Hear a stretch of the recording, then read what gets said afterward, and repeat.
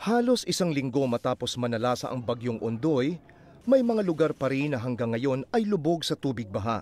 May mga biktima na bagamat humupa na ang tubig sa kanilang mga lugar, ang naiwan naman sa kanila ay mga wasak at putikang tahanan at mga kagamitan. Ang masaklap ay may mga nasawing mga mahal nila sa buhay. Bagamat pinalad silang nakaligtas, kailangan nilang harapin ang mga problemang iniwan sa kanila ni Ondoy. Siksikan sa mga evacuation centers. Wala halos matulugan, walang pagkain at malinis na iinumin. Bukod pa sa problema sa sanitasyon at panganib ng sakit.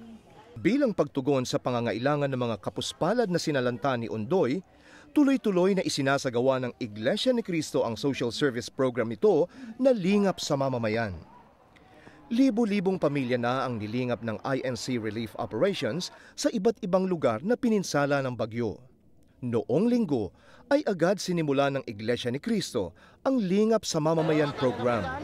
Unang itinuon ang relief operations sa San Mateo at Rodriguez Rizal.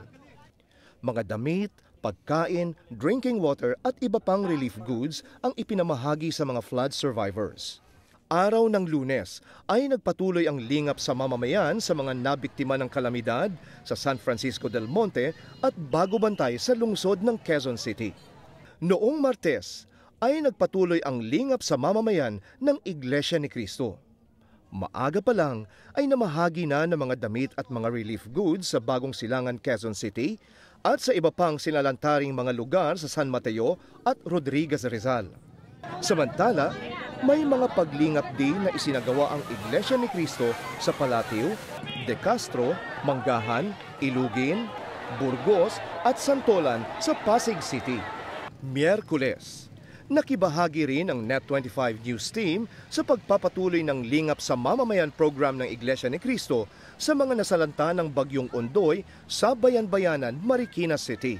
Bukod sa mga inilunsad na lingap sa mamamayan sa iba't ibang lugar sa Pasig at Marikina, Quezon City at San Mateo at Cainta sa Rodriguez Rizal, may mga isinagawa ring pagtulong ang iba pang mga lokal at distrito ng Iglesia ni Cristo sa iba pang mga bayan at lalawigan tulad ng Satanay Rizal, Pampanga, Bulacan, Nueva Ecija, Cavite, Laguna at Batangas. Sa Pampanga ay nagsagawa ng lingap sa mamamayan sa mga bayan ng Guagua, Sasmuan, San Simon, Candaba at Masantol na lubhang naapektuhan ng tubig baha sa naturang lalawigan. Una rito, sa kasagsagan ng bagyo ay nagsagawa ng mga relief and rescue operations ang mga miyembro ng SCAN International sa Laquios, Arayat, Pampanga kung saan nangyari ang isang landslide na ikinamatay ng 12. Sa lalawigan naman ng Bulacan, tuloy-tuloy din ang lingap sa mamamayan sa mga lumubog na barangay sa mga bayan ng Marilao, Kalumpit, Maykawayan, San Miguel at Lambakin. Kasabay ding isinagawa ang INC Relief Operations sa mga bayan ng Santa Cruz, Calamba, De La Paz at San Pedro sa Laguna. Libo-libong biktima ang nadatnan ng mga tulong na damit, pagkain at tubig na maiinom at iba pang pangunahing pangangailangan. May luha man sa mga mata ng mga biktima dulot ng mga pighating iniwan ni Ondoy.